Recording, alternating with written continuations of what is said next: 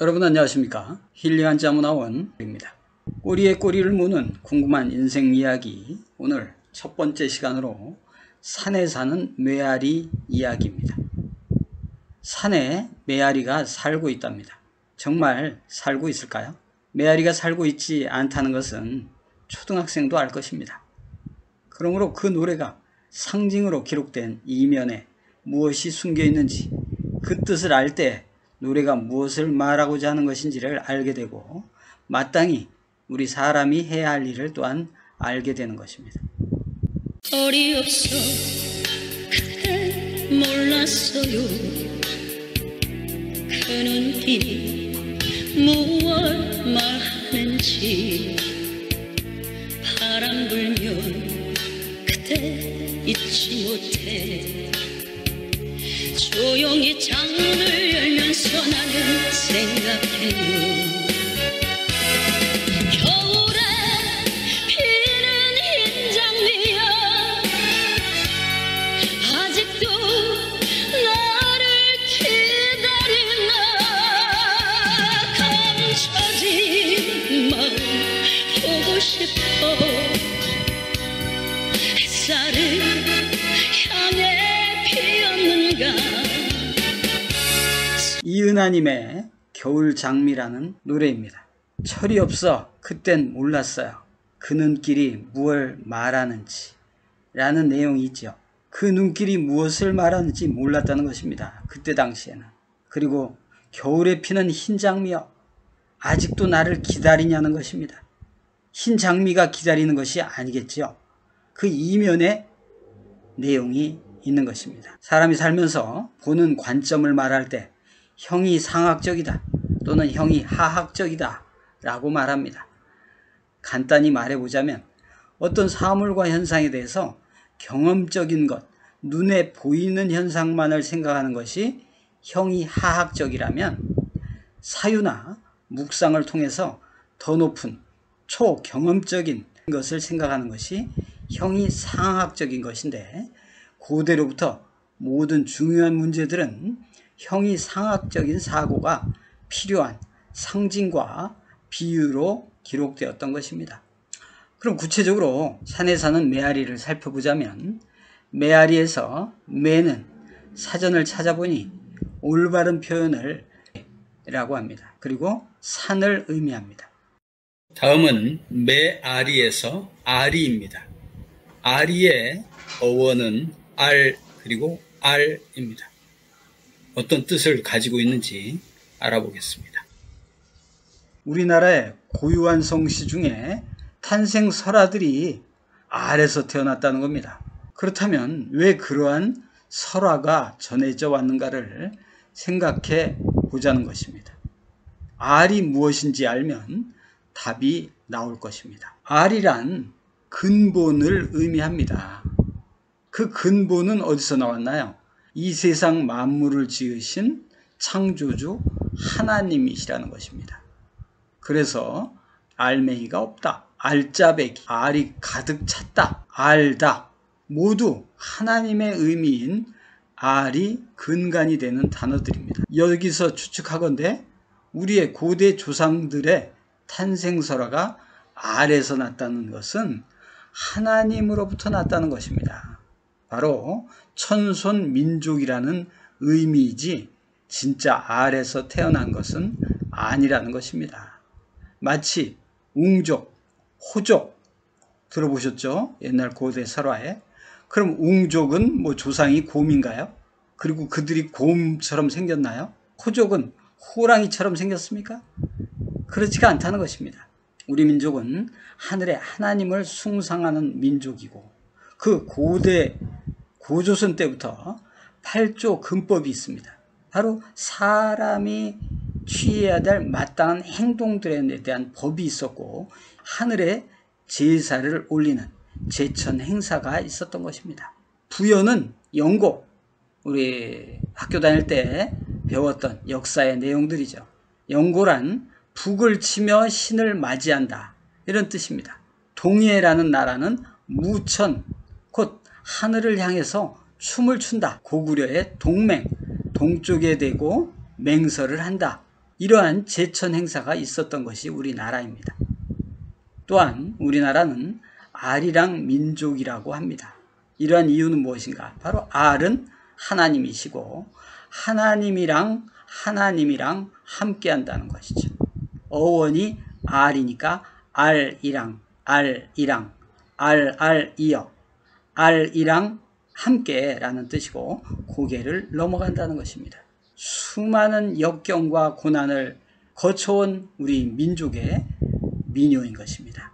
우리나라는 알이 하나님의 호칭이라면 이스라엘은 엘 또는 엘리라고 하는 것입니다. 그래서 예수님께서도 엘리 라마 사박다니 하셨습니다. 하나님이여 왜 저를 버리셨나이까 하는 뜻이라는 거죠. 바로 그 안에는 여러 가지 의미가 있겠습니다만 나중에 더 자세히 말씀을 드리겠습니다. 그렇다면 처음에 살펴본 메아리에서 메는 산인데 뇌산이라는 것이니 뇌알이라고 발음해야 할 것이고요. 산에 아리가 있다는 것이죠. 즉 산에 하나님이 살고 계신다는 것입니다. 역사적으로 살펴보면 아담의 에덴 동산에 하나님이 계셨고 노아 때 아라랏산에 하나님께 제사를 드렸습니다. 아브라함 때 모리아 산에 그 아들 이삭을 데리고 제물로 바치려고 올라갔던 것입니다. 모세의 시내산 그 떨기나무 가운데서 하나님의 음성을 듣게 됐고 엘리야가 갈멜산에서 이방 선지자 850명을 물리치는 일도 있었습니다. 예수님 때는 변화산에 하나님이 함께 계시고 그 모세와 엘리야도 그곳에 나타났던 것입니다. 그리고 예수님께서는 제자들에게 말씀하시기를 말세의 징조가 나타날 때 산으로 도망하라고 말씀하신 것입니다. 그러므로 이 산은 하나님이 계시는 곳인 것입니다. 그러나 산에 계시는 하나님을 사람들은 잘 알지 못하기 때문에 그냥 산에 신이 있을 것이라고 추상적으로 생각하고 또한 두려운 존재로 여겨서 산신령님이라고 불러왔던 것입니다. 그러나 산신령은 흙과 바위와 나무, 풀로 구성된 산의 산신령이 진짜 신이 아닙니다. 또한 존재하지도 않습니다. 그러나 사람들을 사랑하셔서 함께 하시기를 원하시는 영이신 하나님이 계신 곳을 상징적으로 산이라고 하는 것이고 이 산에 계신 분을 산신령, 산에 계신 거룩하신 분이라는 뜻으로서 산에 사는 뇌알이라고 부르게 됐던 것입니다. 두 번째 가사에 보면 언제나 찾아가서 외쳐 부르면 반가이 대답하는 산에 사는 뇌알이. 저 산에 있는 메아리가 반가이 대답합니까? 고향에 계신 부모님을 자녀가 찾아가서 문 앞에서 부르면 반가이 대답하시는 것처럼 하나님이 계신 곳에 나아가서 하나님을 간절히 부르는 자에게 응답하시는 정겨운 우리의 하나님이십니다. 예레미야 33장 3절에 너는 내게 부르짖으라 내가 내게 응답하겠고 내가 알지 못하는 크고 비밀한 일을 너에게 보이리라 하십니다. 예레미야 29장 13절에도 너희가 전심으로 나를 찾고 찾으면 나를 만나리라. 잠언서 8장 17절입니다. 나를 사랑하는 자들이 나의 사랑을 입으며 나를 간절히 찾는 자가 나를 만날 것이니라 라고 말씀합니다. 그 하나님께서는 태초부터 산에서 역사해 오신 것이죠. 그리고 마지막 시대에는 시온산에서 그 하나님을 만날 수 있다고 성경에 기록되어 있습니다. 이 시온산이 어디인지는 민속놀이 이야기를 나누는 가운데 밝혀지게 됩니다. 다음 가사로는 벌거벗은 붉은 산에 살 수 없어 갔다오 라고 합니다. 아담 하와가 벌거벗었습니다. 바로 뱀의 말을 듣고 하나님의 말씀을 벗어버린 것입니다. 바로 의의 옷을 벗은 것이죠.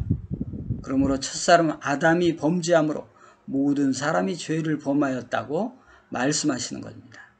세상에서도 공무원이나 군 장성이 범법한 행위가 드러나면 옷을 벗는다는 것과 같은 이치입니다. 아담뿐만 아니라 노아도 포도 농사를 지은 후 포도주를 마시고 취하여 하체를 드러내었습니다. 사람들이 하나님의 말씀을 듣지 않고 허물을 드러내고 벌거벗음으로 인해 하나님은 죄인들과 함께 계실 수 없게 된 것입니다. 하나님은 신이신데 그 신이신 하나님 옆에 죄인은 같이 있는다면 죽는 것입니다. 그러므로 하나님은 부득이 이 땅에서 떠나가실 수밖에 없었던 것입니다. 다음은 산에다 나무를 심자, 산에다 옷을 입히자 라는 것입니다. 이사야서 5장 7절에 보니까 대저 만군의 여호와의 포도원은 이스라엘 족속이요 그의 기뻐하시는 나무는 유다 사람이라는 것입니다. 바로 유다 사람이란 하나님이 택한 사람들이 바로 나무인 것이죠. 그러므로 이 나무를 만들자는 거예요. 나무를 심자는 겁니다. 또한 요한복음 15장 5절에도 나는 포도나무요 너희는 가지니 저가 내 안에 내가 저 안에 있으면 이 사람은 과실을 많이 맺는다고 예수님이 말씀합니다. 바로 예수님이 나무고 우리가 가지도 나무 아닙니까? 나무가 되어 가려면 접붙임을 받아야 되는 것이죠. 그래서 그 영양분을 받아들일 때 그 나무가 살아있는 것입니다. 우리는 하나님께 예수님께 붙어있는 나무 가지가 되어야 되는데 그 말씀을 받지 않으면 결국은 죽은 것입니다. 그래서 예수님이 자신을 포도나무라 비유하셔서 그 하나님의 말씀을 듣는 것이 나무가 심겨지고 의의 옷을 입어서 살게 된다는 것입니다. 계시록 16장 15절에도 보라 내가 도적같이 오리니 누구든지 깨어서 자기 옷을 지켜 벌거벗고 다니지 아니하며 자기의 부끄러움을 보이지 아니하는 자가 복이 있도다 합니다. 옷을 지켜서 벌거벗지 말라는 것입니다. 옷은 허물을 가려주는 것이죠. 바로 말씀을 통해서 우리가 의로 나아가는 것입니다. 그러므로 하나님의 말씀을 알고 지키는 것이 단정하게 옷을 입는 것입니다. 세상에서도 범죄자들이 부끄러워서 얼굴을 가리는 것, 이것이 바로 죄 아닙니까? 그러므로 하나님 앞에서 부끄러움을 당치 않기 위해서 하나님의 법을 지키는 것이 옷을 입고 다니는 것입니다. 에베소서에서 사도 바울은 우리에게 전신갑주를 입으라고 말씀합니다. 6장 13절 그러므로 하나님의 전신갑주를 취하라. 이는 악한 날에 너희가 능히 대적하고 모든 일을 행한 후에 서기 위함이라. 바로 악한 세상 죄악들을 대적해서 이기고 온전하게 하나님 앞에 서기 위한 것이라는 것이죠. 그러므로 하나님의 말씀을 들어 깨달음으로 옷을 입는 것, 그것도 전신갑주를 입을 때 뇌아리 곧 산 하나님이 오셔서 영원히 사람들과 함께 사실 것이기 때문입니다. 또한 계시록 19장 13절에 그가 피 뿌린 옷을 입었는데 그 이름은 하나님의 말씀이라 칭하더라 라고 합니다. 또한 계시록 19장 8절 그에게 허락하사 빛나고 깨끗한 세마포를 입게 하셨은즉 이 세마포는 성도들의 옳은 행실이로다 하더라.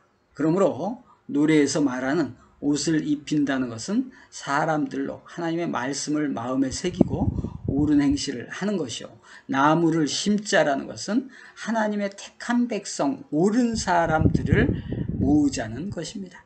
그러므로 하나님이 오셔서 함께 살게 되는 것입니다. 다음 시간에는 파랑새를 찾아서 라는 제목으로 함께 궁금한 이야기를 살펴보겠습니다. 시청해 주신 여러분 감사합니다.